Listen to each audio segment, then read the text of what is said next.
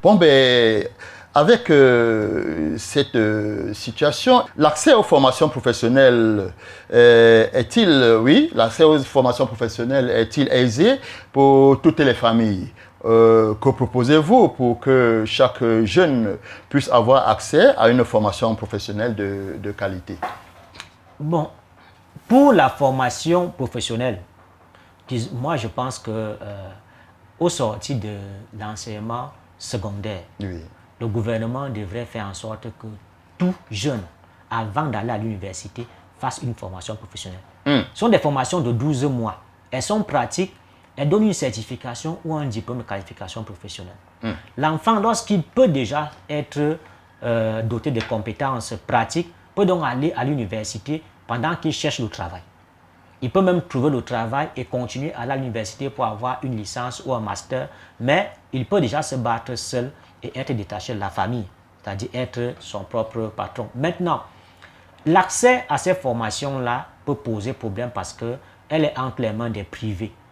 Et le privé a des coûts que parfois les familles n'arrivent pas à supporter parce que une formation professionnelle, il faut d'abord équiper l'enfant. Oui. Il y a des ateliers, il y a des séances pratiques, il y a des descentes sur le terrain qui font en sorte que les formations commencent parfois à 250 000, 300 000, autres et tout. Mais c'est un prix à payer pour aider l'enfant à ne pas être celui-là qui est un commandeur d'emploi, mais il devient plutôt un offreur de compétences ou de services. L'autre chose, c'est que l'administration camerounaise, à travers ce qu'ils ont appelé les centres d'excellence, a permis aux jeunes d'aller dans ces écoles-là en payant une pension qui est égale à 50 000 francs. Mais cependant, ces centres d'excellence-là ne sont pas dans toutes les villes. Ce qui pose également notre problème parce qu'il faut se déplacer pour aller par exemple dans un centre qui est du côté de Sanglima, que je voyais quand j'étais de ce côté-là. Il faut aller peut-être du côté de Kribi. Il y a des villes comme ça qu'on a choisies où on a mis ces centres d'excellence-là. Or, si on les multipliait sur le territoire, ne serait-ce que dans chaque département, et que la pension était donc à ces 50 000 francs, beaucoup de familles auraient la chance d'envoyer les enfants et se former à moindre coût. Et ça allait multiplier dans les compétences au sein de la jeunesse qui aujourd'hui est beaucoup plus touchée par ce phénomène. Avec la multitude des centres de formation professionnelle ainsi que les universités privées, n'est-ce pas, des métiers innovants, qu'on observe ça et là, le problème n'est-il pas l'absence de l'emploi et non la qualification des jeunes? En d'autres termes, n'y a-t-il pas, n'est-ce pas, pénurie d'emploi, oui, alors que les jeunes diplômés, et certains même formés, sont là, mais il y a, n'est-ce pas, cette pénurie d'emploi et ils disposent des compétences et pour, n'est-ce pas, pouvoir accéder à certains emplois inexistants dans leur environnement. Bon, je comprends bien la question, c'est-à-dire qu'aujourd'hui, il y a beaucoup d'écoles professionnelles, oui. Il y a beaucoup d'universités également privées qui forment sur les métiers innovants et les jeunes sortent de ces écoles. Mais après, se retrouvent au chômage. Est-ce que ce n'est pas un problème structurel, absence d'emploi et non absence de compétences? C'est une question. Et je pense que ceux qui nous suivent, chacun devrait donner une réponse, même à la maison, avant que je donne la mienne, pour dire que c'est une question qui m'embarrasse beaucoup parce que la réalité, elle est multiple et les réponses également peuvent être multiples. Moi, je dirais que c'est vrai, on forme professionnellement, mais moi je me pose la question de savoir est-ce que les écoles qui forment professionnellement avec des filières ont fait des études et des analyses pour voir si certaines formations cadrent avec notre contexte. Ça veut dire que est-ce que par exemple les collectivités dans les communes par exemple communiquent sur leurs besoins, est-ce qu'on est au courant des projets d'envergure qui sont en cours dans certaines localités, est-ce que c'est adapté à l'offre de formation pour que les jeunes, quand ils se forment, par exemple, on a dit qu'on va construire peut-être un barrage hydroélectrique, je ne sais pas trop, peut-être en Aptigal, et qu'on va recruter les jeunes de la localité. Est-ce que les centres de formation, par exemple, qui sont du côté peut-être d'Obala ou de Ntui, qui sont à proximité, ont pris connaissance des types de métiers dont on a besoin dans un barrage pour former les jeunes. Ou alors on continue à former en mathématiques, je ne sais pas trop. Physique, chimie. Oui. Ou alors le centre de formation forme plutôt les menuisiers, ils forment les carreleurs et autres et tout, sans prendre en compte le projet. Donc, les écoles professionnelles gagneraient donc, là c'est ma réponse, à travailler en synergie avec les porteurs de projets, c'est-à-dire que l'information circule entre les promoteurs des centres de formation professionnelle et les porteurs de projets d'envergure qui doivent s'implanter dans l'environnement en question. Parce que si aujourd'hui, les gens sont formés et n'ont pas de travail, ça veut dire qu'ils ont des compétences qui ne sont pas adaptées à l'environnement. De l'autre côté, que l'administration également favorise l'industrialisation de notre pays. Parce que, Emmanuel, je vous assure, si nous n'avons pas des industries, le chômage et l'oisiveté sera toujours grandissant. L'industrialisation absorbe énormément. Ça veut dire que si on a formé les jeunes dans des métiers qui sont des métiers pratiques et que dans l'industrie, on peut les absorber, vous verrez qu'il y aura même pénurie de main-d'œuvre. Parce que l'industrialisation prend en milliers, alors que les PME ne recrutent que les jeunes en centaines quand elles peuvent. Et elles ne peuvent donc pas absorber tous les chômeurs et les sans-emploi qui sont dans notre environnement.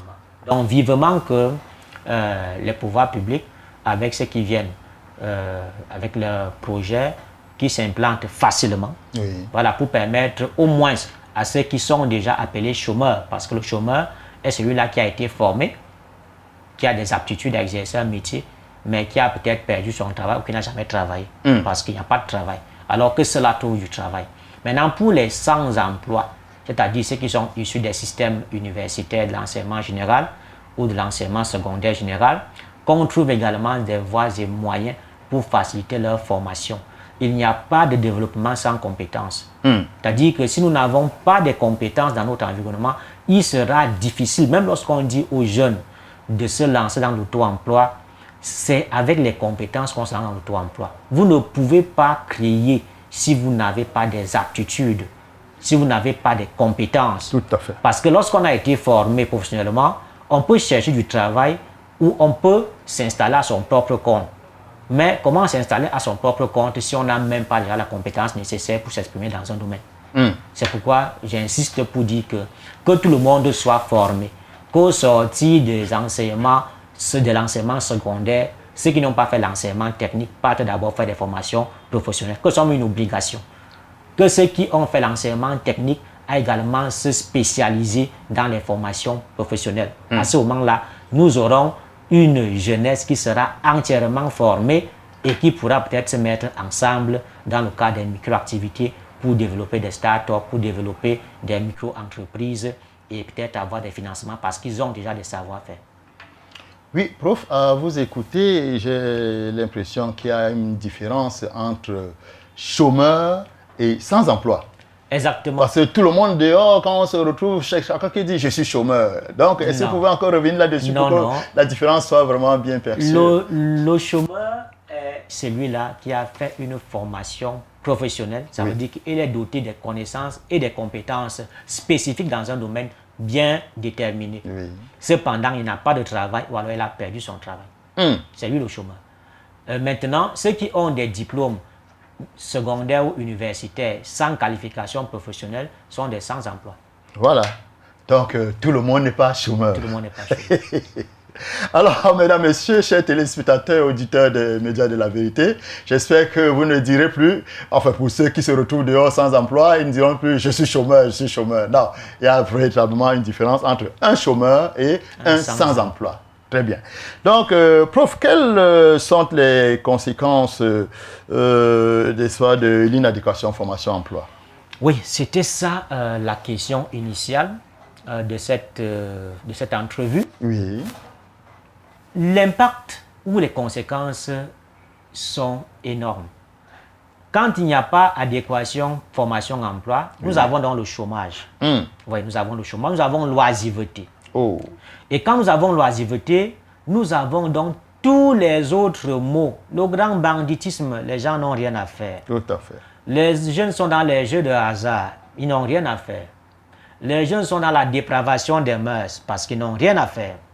Et de l'autre côté, vous avez également un pays qui va donc avoir un taux de chômage qui est donc très élevé. Vous avez également un PIB qui va également baisser. Et cela va entraîner de manière macroéconomique ce que les autres vont appeler le sous-développement. Oui. Voilà. Parce que nous n'avons pas de personnes qui peuvent s'engager, qui peuvent apporter leur contribution à l'édifice. Et cela entraîne donc ce déséquilibre sur le plan économique. Donc il y a beaucoup de problèmes que l'État va rencontrer juste parce que les gens n'ont pas du travail. Parce que quand on dit pouvoir d'achat, le pouvoir d'achat, c'est le fait que vous avez les moyens financiers. Lorsque vous voyez une chaussure au marché, elle vous plaît, vous achetez, vous avez l'argent. Lorsque vous avez vos moyens, vous participez également à permettre à l'État de réaliser ses objectifs en termes prévisionnels. Parce que plus les gens n'ont pas de travail, moins ils ont des moyens pour acheter. Et quand on n'achète pas, il n'y a pas de consommation. Tout à fait. Voilà, ça fait que l'économie également est bloquée. Donc c'est un système cyclique qui voudrait qu'on prenne véritablement le problème à bras le corps pour le résoudre.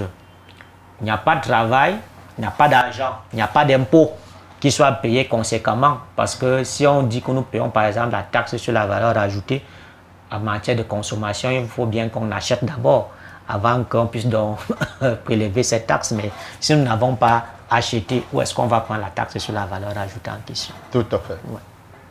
Oui, mais quelque part, il y a aussi que les jeunes aujourd'hui, sait-on jamais, ils se lancent dans l'alcoolisme, dans la consommation des stupéfiants, des drogues. Comment est-ce qu'on peut expliquer cela, professeur?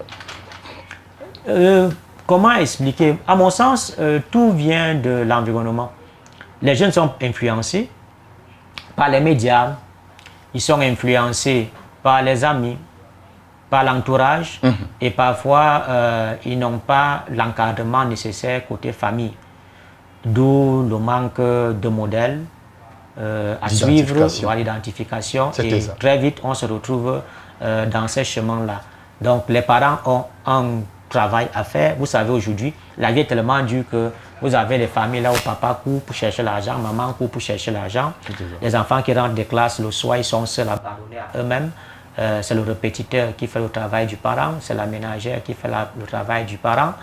À la fin, ces enfants-là, parfois, les parents ne les maîtrisent même pas. Ça veut dire qu'on est parfois surpris lorsqu'on appelle le parent à l'école et on lui dit que ton enfant, on l'a retrouvé dans un gang de fumeurs, de drogue, le parent est surpris. Tout à fait. Parce que, en fait, l'encadrement et la course vers la recherche de la pitance journalière passe avant l'éducation des enfants. Donc, que les parents prennent les responsabilités et que les enfants, surtout, écoutent les parents qui donnent les conseils et qu'ils ne partent pas à l'école pour suivre de manière moutonnière les amis, qu'ils aient leur discernement et que la télévision ne vienne pas gâter l'éducation, les mœurs. Parce qu'aujourd'hui, lorsque les enfants voient comment, dans certains feuilletons, les autres prennent du bon temps à fumer, à faire des randonnées et des charters, ils essaient d'imiter ces modèles-là.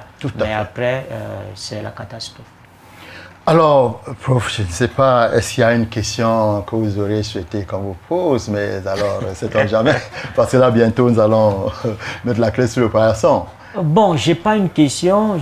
J'aimerais juste demander aux téléspectateurs, aux auditeurs, mais à la vérité, de prendre tout ce qu'on a dit ici en considération et surtout de nous écrire ou de nous appeler quand ils peuvent. Vous pouvez écrire au 699 10 73 37. On peut vous conseiller également. On peut vous conseiller. C'est un numéro WhatsApp. Si vous avez des soucis d'orientation scolaire ou professionnelle, vous pouvez nous contacter. On peut vous aider. Vous avez des entreprises, vous voulez également des coachings personnalisés pour manager ces entreprises-là. Vous pouvez également nous contacter. On verra comment vous accompagner dans ce sens.